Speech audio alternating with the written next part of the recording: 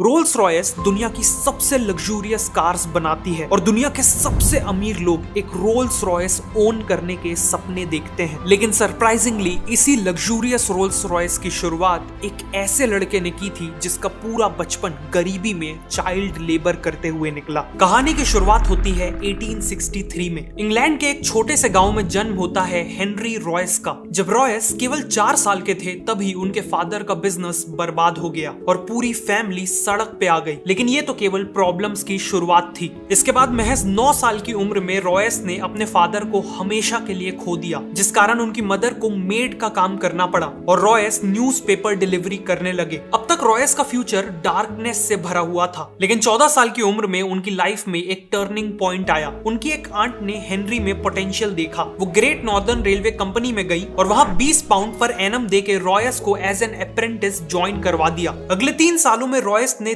दिन रात एक कर दिए। दर्जनों बुक्स पढ़ के और फैक्ट्री में प्रैक्टिकली काम करके कारपेंट्री, मैथ्स और सबसे इंपॉर्टेंट इलेक्ट्रॉनिक्स का काम सीखा। 17 साल की एज तक वो एक फुली केपेबल मैकेनिक बन चुके थे। 21 साल की एज आते तक वो मैक्सिम वेस्टर्न नाम की कंपनी में एज एन इंजीनियर काम कर रहे थे, लेकिन फाइनेंशियल डिफिकल्टीज के चलते ये कंपनी बंद होने वाली थी। ऐसे में रॉयस के पास कई और कंपनीज में जॉब लेने का ऑप्शन था, लेकिन उन्होंने अपनी खुद की इलेक्ट्रिकल इंजीनियरिंग कंपनी खोलने का फैसला लिया। उन्होंने अपनी 20 पाउंड की सेविंग्स यूज की और मैनचेस्टर में एक छोटे से ऑफिस स्पेस से शुरुआत की एफएच रॉयस एंड कंपनी की। उन्होंने अपने एक दोस्त अर्नेस्ट क्लेरेमोंट को एज अ पार्टनर भी ज्वाइन करा लिया। इनिशियली सर्वाइव करने के लिए रॉयस को जो भी काम मिला उन्होंने किया, जैसे सुइंग मशीन रिपेयर करना, इलेक्ट्रिकल फिटिंग्स करना वगैरह। लेकिन फिर रॉयस ने देखा कि टाइम के साथ साथ इलेक्ट्रिकल लाइटिंग्स और फिटिंग्स की डिमांड बहुत बढ़ती जा रही है। इसीलिए उन्होंने आर्क लैंप्स, बल्ब होल्डर्स और इलेक्ट्रॉनिक डोर बेल की मैन्युफैक्चरिंग का काम चालू कर दिया और इसी काम ने कंपनी की किस्मत बदल दी। ईयर 1900 तक कंपनी की सेल्स 20,000 पाउंड्स क्रॉस कर गई थी। 38 की एज में रॉयस की एक फैमिली थी और वो एक बहुत बड़ी फैक्ट्री बिल्ड करने का प्लान कर रहे थे। सब कुछ अच्छा चल रहा था कि तभी कहानी में एक ट्विस्ट आता है। 1901 में जर्मन और अमेरिकन कंपनीज ने ब्रिटिश इलेक्ट्रॉनिक्स मार्केट में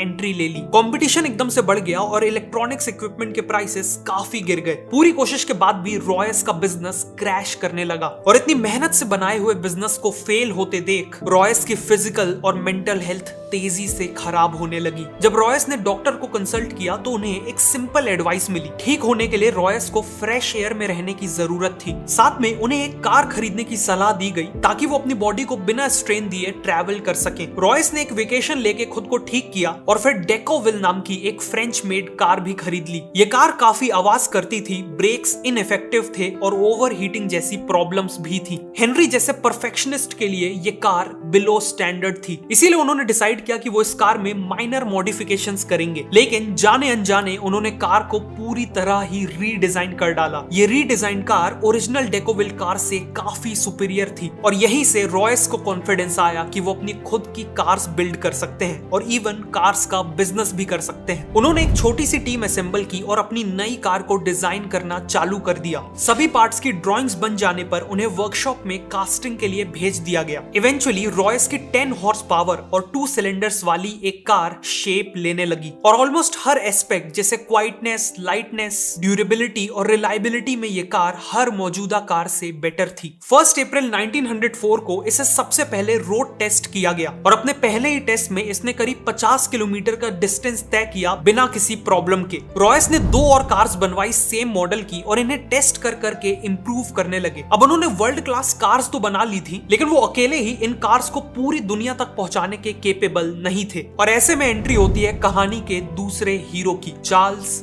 रोल्स। रॉयस एक एग्जीबिशन में अपनी कार्स को प्रेजेंट कर रहे थे और इसी दौरान इन कार्स पे चार्ल्स रोल्स की नजर पड़ी। चार्ल्स रोल्स एक पैशनेट मोटरिस्ट थे और सुपीरियर क्वालिटी की कार्स का सक्सेसफुल बिजनेस करते थे। रोल्स ऑलरेडी एक लग्जरी ब्रिटिश कार मेकर को ढूंढ रहे थे, इसीलिए उन्होंने रॉयस से मुलाकात की और कार्स को क्लोजली देखा। वो रॉयस से इतना इंप्रेस हुए कि बाद में उन्होंने अपने एक बिजनेस पार्टनर से कहा कि उन्होंने वर्ल्ड के ग्रेटेस्ट इंजीनियर को ढूंढ लिया है। अगले 3 महीनों में इन कार्स को बेचने के लिए चार्ल्स रोल्स और हेनरी रॉयस एक जॉइंट वेंचर स्टार्ट करने का अग्रीमेंट करते हैं और इस जॉइंट वेंचर से बिकने वाली कार्स का नाम होने वाला था रोल्स रॉयस। आगे बढ़ने से पहले आपसे एक क्वेश्चन है, क्या आप भी एक सक्सेसफुल स्टार्टअप बिल्ड करना चाहते हैं और खुद के लिए फाइनेंशियल फ्रीडम चाहते हैं? अगर हाँ, तो मैं हाईली रिकमेंड करूंगा कि आप ऑडिबल पे the lean startup audio book को सुने। ये ऑडियो बुक आपको स्टेप बाय स्टेप गाइड करेगी और सिखाएगी कि कैसे टाइम और मनी को बिना वेस्ट किए आप अपने बिजनेस आइडिया को टेस्ट करें, वैल्यूएबल प्रोडक्ट्स बनाएं और बिजनेस को ग्रो करें। ये ऑडियो बुक सच में आपकी लाइफ चेंज कर सकती है। वैसे मैं खुद ऑडिबल को अलग अलग जॉनर्स की ऑडियो बुक सुनने के लिए और इवन वीडियोस की रिसर्च के लिए काफी यूज करता हूँ। ऑल्सो अब आप ऑडिबल में यूपीआई के थ्रू भी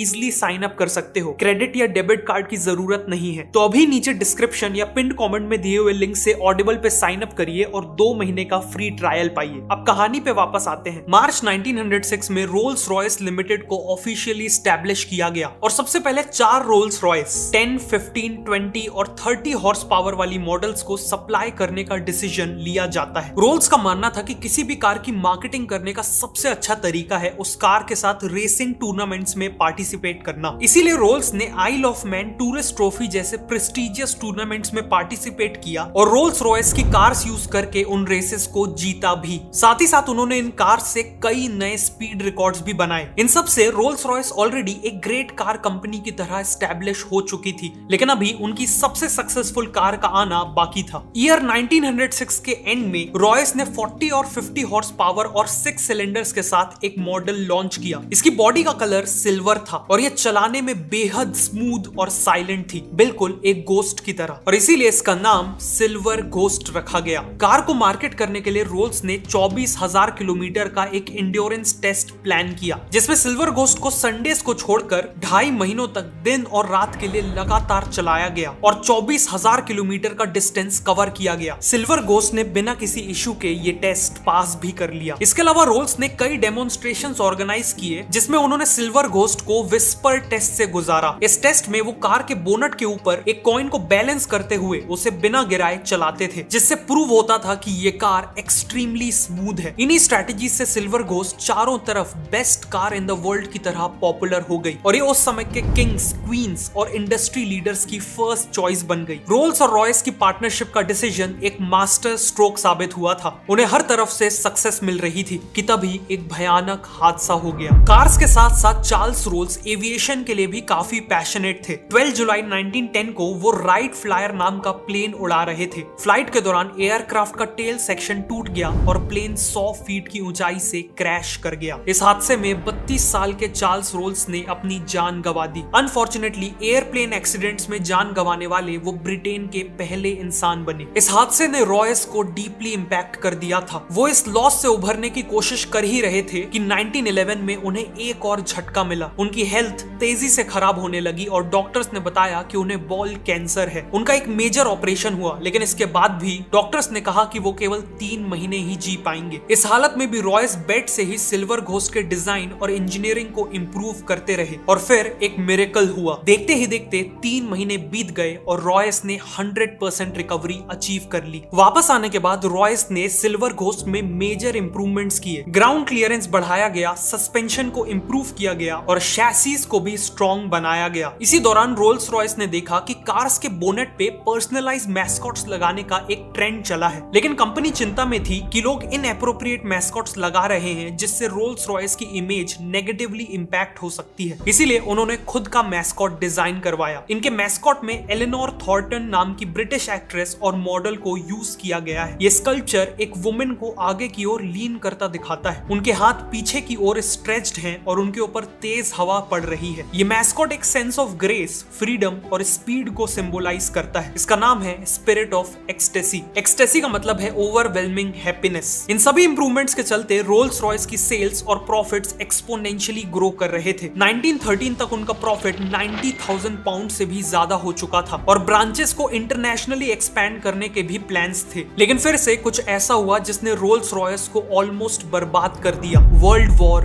1। 1914 में वर्ल्ड वॉर 1 की शुरुआत हुई, लेकिन रोल्स रॉयस इसके लिए तैयार नहीं थी। वॉर के कारण इकोनॉमी क्रैश हो गई, जिसका इंपैक्ट सबसे ज्यादा रोल्स रॉयस जैसी लग्जरी कार कंपनीज पे पड़ा। सेल्स क्रैश कर गई और कंपनी को एम्प्लॉयज को फायर करना पड़ा। सभी को लग रहा था कि रोल्स रॉयस वॉर को सरवाइव नहीं कर पाएगी, लेकिन रॉयस के दिमाग में कुछ और ही प्लान्स थे। रॉयस ने मिलिट्री अथॉरिटीज से मीटिंग की, जिसके बाद उन्हें रियलाइज हुआ कि वॉर में रिलायबल और हाई परफॉर्मेंस वाली गाड़ियों की सख्त जरूरत है। इसीलिए रोल्स रॉयस ने सिल्वर घोस्ट को मॉडिफाई करके एक आर्मर्ड कार में बदल दिया। कार की बॉडी में 8 मिलीमीटर मोटा आर्मर लगाया गया, एक रिवॉल्विंग टरेट भी लगाया गया जिसमें एक मशीन गन फिट की गई। इस कार को मिडिल ईस्ट के हार्श डेजर्ट रीजन्स में ऑपरेशंस कंडक्ट करने के लिए यूज किया गया, प्लस इनका यूज स्पाइंग मिशंस के लिए भी हुआ। ऑल्सो क्योंकि सिल्वर घोस्ट चलाने में काफी स्मूथ थी, वो किसी वुंडेड सोल्जर को कैरी करने के लिए भी बेस्ट व्हीकल थी। इसीलिए कई सिल्वर घोस्ट को वॉर एम्बुलेंसेस की तरह मॉडिफाई कर दिया गया। इनमें स्ट्रेचर्स, मेडिकल इक्विपमेंट्स और नर्सेस के लिए सफिशिएंट स्पेस बनाई गई और नाइट टाइम मिशंस के लिए इलेक्ट्रिक लाइटिंग्स फिट की गई। इन एम्बुलेंसेस ने हजारों जिंदगियां बचाई। फाइनली अपनी लग्जरी फीचर्स के कारण वॉर के दौरान रोल्स रॉयस कार्स को high ranking officers, diplomatic missions और किंग मैसेंजर्स के द्वारा भी यूज किया गया। मिलिट्री के साथ क्लोजली काम करते वक्त रोल्स रॉयस को रियलाइज हुआ कि ब्रिटिश एयरफोर्स अपने एयरप्लेन इंजन्स के लिए फ्रेंच कंपनीज पे हेविली डिपेंडेंट थी और गवर्नमेंट डेस्परेटली चाहती थी कि कोई ब्रिटिश कंपनी ही उन्हें इंजन सप्लाई करे। इसी अपॉर्चुनिटी को देखते हुए रोल्स रॉयस ने एरो इंजन मैन्युफैक्चरिंग में एंट्री ले ली। रॉयस ने खुद एरो इंजन डिजाइन सीखा और 1915 में लॉन्च किया अपना पहला इंजन, द ईगल।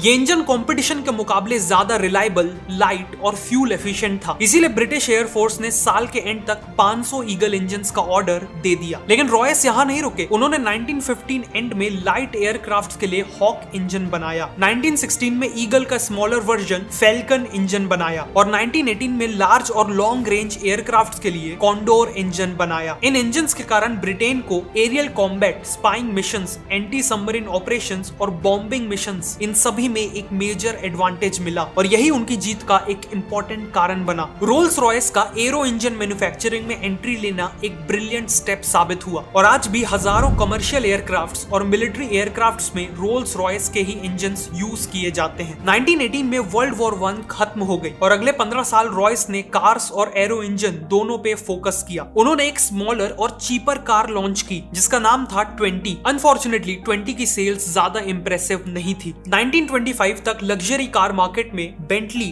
डेल्मर और कैडिलैक जैसी ब्रांड्स के कारण कंपटीशन बहुत बढ़ गया था और रोल्स रॉयस को अपनी पोजीशन मेंटेन करने के लिए एक बोल्ड कार की जरूरत थी। इसीलिए उन्होंने सिल्वर घोस्ट को रिप्लेस करते हुए बेटर परफॉर्मेंस और 4 व्हील ब्रेक्स के साथ लॉन्च की द न्यू फैंटम। फैंटम काफी सक्सेसफुल हुई और इसने वापस से रोल्स रॉयस को लग्जरी कार मार्केट का किंग बना दिया। आगे चल के फैंटम 2 भी लॉन्च की गई जो इक्वली वेल रिसीव्ड थी। 1931 में रोल्स रॉयस ने बेंटली को अक्वायर कर लिया जो बैंकरप्ट होने वाली थी और इसके बाद रॉयस ने डिजाइन की एक और आइकॉनिक कार, बेंटली 3.5 लीटर्स, जो रोल्स रॉयस और बेंटली इन दो ग्रेट ब्रांड्स का एक सक्सेसफुल ब्लेंड था। लेकिन अनफॉर्चुनेटली रॉयस कभी भी इस कार को अपनी आंखों से नहीं देख पाए। 22 अप्रैल 1933 को 70 साल के सर हेनरी रॉयस ने अपनी आखिरी सांसें ली। कार के प्रोडक्शन से कुछ ही महीने पहले सर हेनरी रॉयस की डेथ से लेकर आज तक रोल्स रॉयस ने कई अप्स एंड डाउन्स देखे। एक तरफ फैंटम 3, सिल्वर शैडो और घोस्ट जैसी आइकॉनिक कार्स लॉन्च की, तो वहीं दूसरी तरफ 1960s में फाइनेंशियल डिफिकल्टीज का सामना करना पड़ा, जिस कारण उनके एविएशन और ऑटोमोबाइल बिजनेस को अलग अलग कर दिया गया और करंटली रोल्स रॉयस मोटर्स को BMW ओन करती है। लेकिन आज भी रोल्स रॉयस अपनी आइकॉनिक कार्स के कारण अल्टीमेट लग्जरी का